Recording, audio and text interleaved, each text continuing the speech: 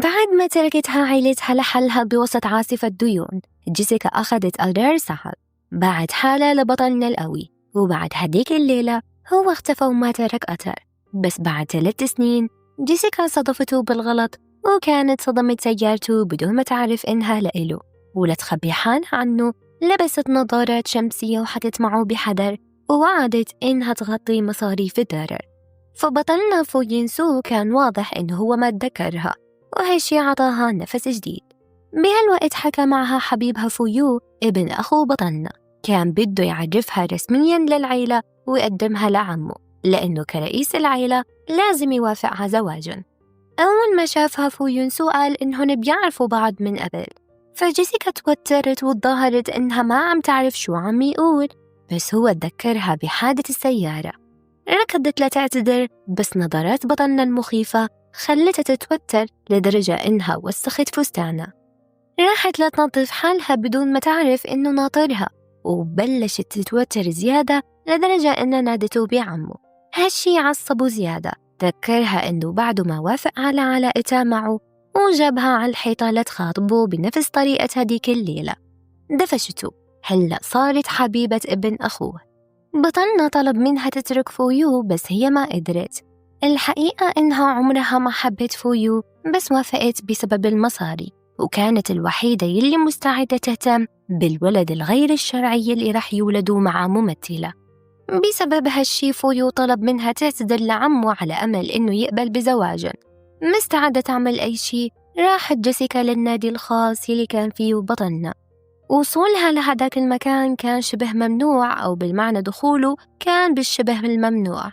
بس جيسيكا ما توقفت، بفستان جباب قدرت تتسلل وجذبت انتباه واحد من الجانجستر اللي كان هنيك. بهالوقت مساعد بطلنا تم إرساله فوراً ليحميها. جيسيكا وهي مصممة تحصل على موافقة بطلنا، كانت مستعدة تعمل أي شيء، بس هو بنظرة باردة قال لها إنه بحفلة الخطوبة خلينا نشوف شوية دم.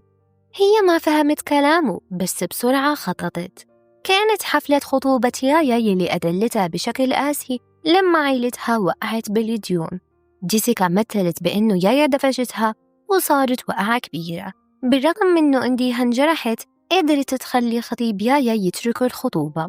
جيسيكا اعتقدت بإنه بهالطريقة عم حبيبها رح يقبل فيها بالعيلة، بس كانت بعيدة عن هالهدف. هو ما كان ناوي يتركها بسهولة.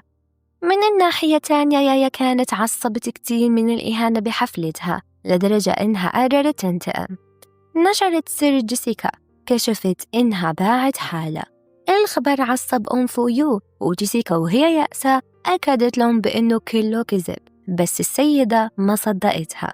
بدون خيار تاني جيسيكا رجعت تحت المطل تنتظر السماح. لما بطلنا لقاها بالكاد قدرت تطلب مساعدته قبل ما يغمى عليها، ولما صحيت كانت بغرفتها. فويو اتصل فيها وهو معصب. عمه ضرب وطلب من جيسيكا حل. بطلنا كان مفكر بإنه هي حامل. الغيرة يلي كانت موجودة ببطلنا بلش يعصب على ابن أخوه. بهالوقت جيسيكا أخذت قرار يائس، كانت مستعدة ترجع تنام مع بطلنا، وهذا معناه إنه رح يوافق على زواجها من فويو. هي ما كانت بدها حب، بس بدها مأوى بهالعيلة. ما كانت بتعرف بإنه بطلنا قادر يعطيها أكتر من هيك. هو انجذب لجمالها، بس بعدين تراجع وقال لها بإنه هي إذا حابة تغري شي رجال لازم تتعلمي منيح. بكل أملها راحت تدور على شي نصيحة بنادي ليلي، بس في رجال هنيك شافوها وحاولوا يعتدوا عليها. بس قبل ما يصير شي بطلنا أنقذها وعلمهم درس، وبعدين وداها على البيت. هو ما كان بيعرف شو بالضبط بدها. هي شرحت له بإنه بدها مأوى، وبتعتقد بإنها بس تلاقيه بالزواج من حدا من عيلة فو. بطلنا قال لها إنها ممكن تلاقي هالمأوى معه، فجيسيكا هون اتوترت وسألته إذا هاد معناه إنه هو رح يتزوجها، بس هو ما كان قادر يتزوج بعد. اليوم اللي بعده فويو اتصل فيها وهو متحمس، خبرها بإنه عمو وافق على زواجهم. جيسيكا ما فهمت كيف، فكملت بخططها. بطلنا كلف مصممة معروفة لتجهز فستان العرس ورتب كل أدق تفاصيل الحفلة. كل شي كان حلم بالنسبة لجيسيكا إلا بالنسبة لخطيبها. بالرغم بأنه هي ما حبته اتزوجت فيو، بينما إنسين الممثلة الحامل من فويو كانت عم تراقب من بعيد وهي عم تحس بالغيرة من الأشياء اللي قاعدة عم تصير. بعد المراسيم جيسيكا استلمت المصاري المتفق عليها. هلأ لازم تسافر برا لحد ما إنسين تولد، بس ما توقعت بأنه فونشيزو راح يكون بنفس البيت يلي فويو بعدها لإله. لتتجنب تدخلها مع بطلنا مرة تانية، طلبت جيسيكا من فويو إلى إلها بيت تاني بحجة إنه عمه ممكن يكتشف كذب حملها. بس فويو وهو كان مشغول بعلاقته مع إنسين بالكاد انتبه. إنسين لما عرفت بإنه جيسيكا برا البلد استأجرت واحد ليحاول يخلص عليها، بس بطلنا أنقذها وبسرعة اكتشفت مين وظف هالشخص. بطلنا وهو زعلان كتير، وبعد تحذير لإنسين كرمال ما تقرب من جيسيكا وما تحكي مع حدا عن هالموضوع، إنسين خافت وقررت تضل قريبة من فويو لحد ما يطلقها. بالوقت نفسه بطلنا عطا جيسيكا عقدة صغيرة وهي ما قدرت تمنع حالها وطلبت صفقة أخيرة. سكرت عيونها متوقع إنه يقبلها، بس هو قبل جبيهتها. جيسيكا ما فهمت شو يعني هالصفقة، وباليوم اللي بعده هو كان راح. فويو اتصل فيها وهو معصب، كان مفكر بأنه هي خبرت إنسين عن علاقتهم، قال لها بأنه هو ما عنده وقت كرمال يدور لها على بيت، لهيك بطلتنا قررت إنها تنتقل لفندق. ما في شي كان قادر يخرب فرحتها، كان معها مصاري كتير وزوج ما بتشوفه، واتفقوا يعيشوا حياتهم بشكل منفصل. بعد كم شهر بطلنا رجع ولقاها منعها قبل ما تشرب، خايف على الحمل، بس لاحظ شي غريب. جيسيكا نسيت تحط البطن المزيفة، فبطلنا فهم غلط إنها فقدت الحمل. بعدين أقنعها تروح معه على فعالية. هون صارت المفاجأة، جيسيكا لقت عائلتها هنيك، أهلها يلي تخلوا عنها وقت الأزمة وصاروا ندمانين، بس هي ما صدقتهم.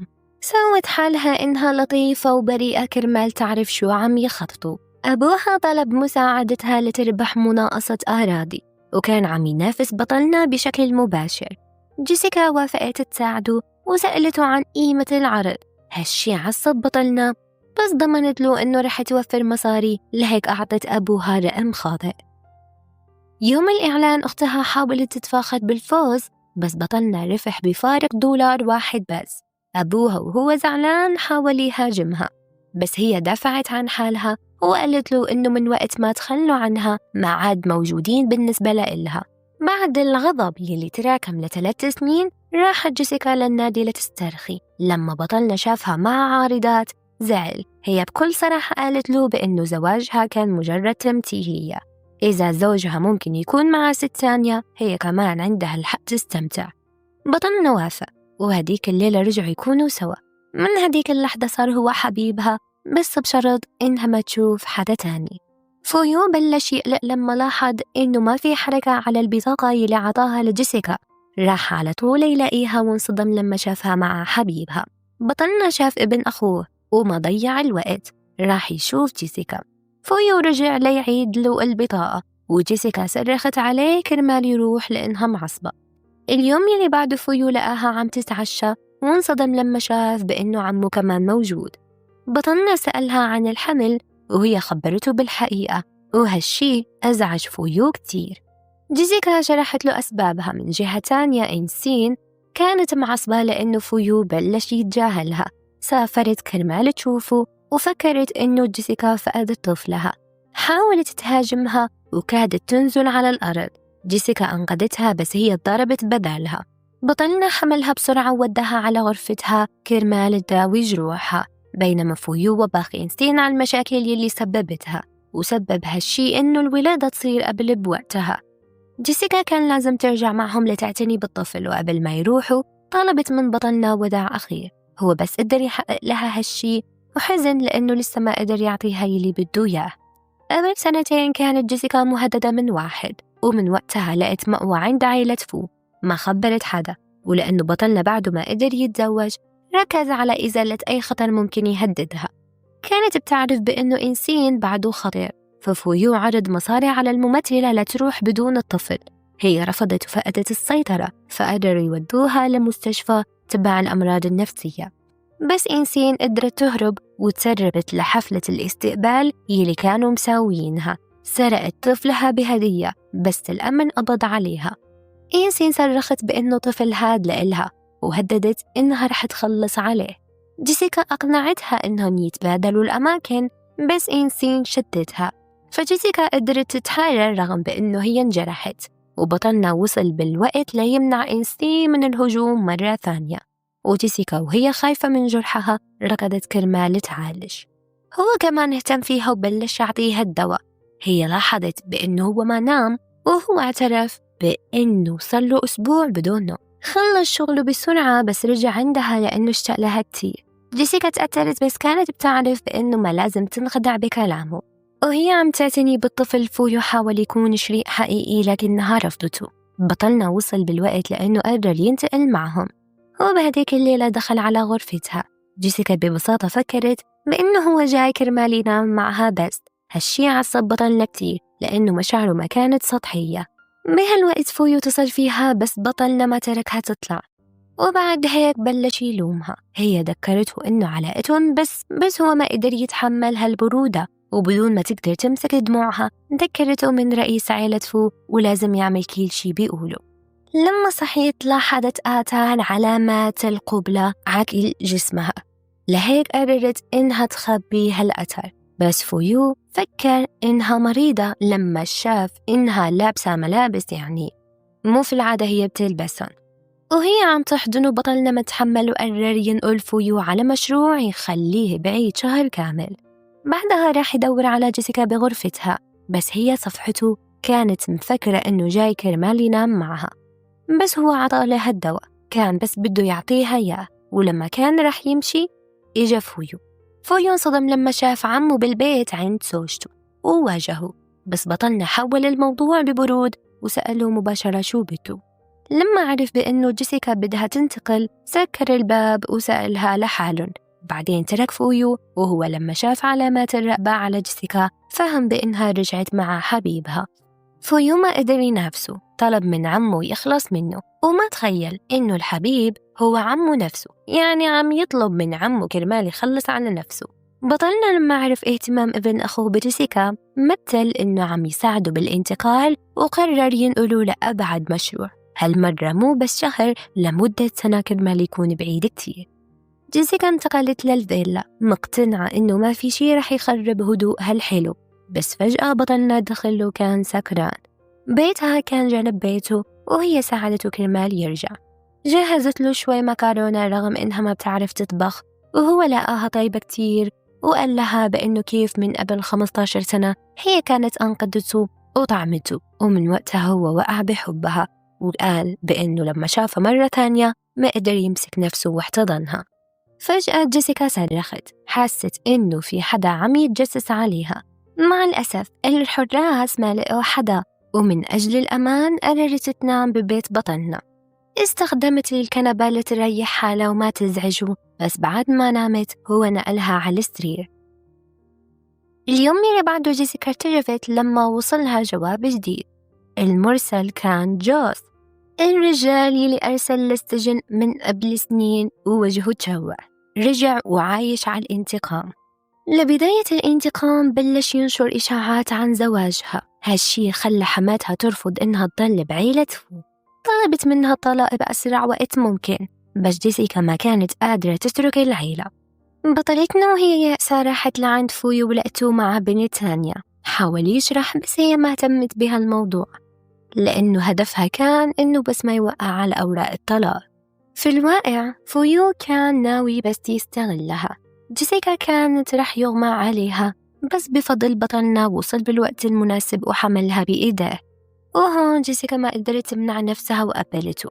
فويون هون انصدم وفهم أخيراً بأنه هذا الحبيب هو عمه. كم دقيقة بعدين قال لفويو لأمه إنه ما رح يطلق. بطلنا عطاله درس عشان ما يرجع يلمس جيسيكا، ولتأكد إنه الطلاق ما يصير كان مستعد يعطيه أكثر من 30% من أسهم الشركة. فويو كان مرتبك وفي نفس الوقت محتار، لأنه ما كان فاهم من متى بلش عمه بيحس بالحب اتجاه جيسيكا. بطلنا اعترف بأنه هو تعرف على بطلتنا من قبل شي 15 أو 18 سنة، وبعدين راح فوراً ليشوفها. لما صحيت جيسيكا حاولت تحكي مع بطلنا مرة تانية، بطلنا كان زعلان لأنه جيسيكا ما وثقت فيه. طلع الورقة يلي وصلتها، أكيد التهديد اللي كان من جوز، وعرفوا على طول. وما فهم كيف جيسيكا تورطت معه. من قبل 3 سنين دفعت ديون أبوها لجوز، بس الجانجستر حاول يستغلها. هي دافعت عن حاله وبعتته للسجن. كانت مفكرة بأنه رح يقضي حياته كلها بالسجن، بس هلأ هو رجع كرمال ينتقم. بطلنا حضنها كرمال يهديها. كان حاسس بأنه غلط وأنه ترك جيسيكا لحالها وقتها، ووعد بأنه هو رح يساعدها. بعد شهر جيسيكا طلقت فويو، وهالوقت جوز خطفها. لحسن حظها بطلنا كان عم يراقبهم ووصل بالوقت المناسب كرمال ينقذها، وأخيرا كل شي خلص. بالليل جيسيكا حزنت، كانت بتعرف بأنه لازم تودع بطلنا، فطلبت يناموا سوا، بس هو لما لاحظ إنها بدها تتركه رفض. جيسيكا أصرت، بس هو قال إنه بده قلبها، رح ينام معها بس إذا اعترفت إنها بتحبه. هلأ صار يقدر يتزوجها، بس كان بحاجة شوية وقت زيادة.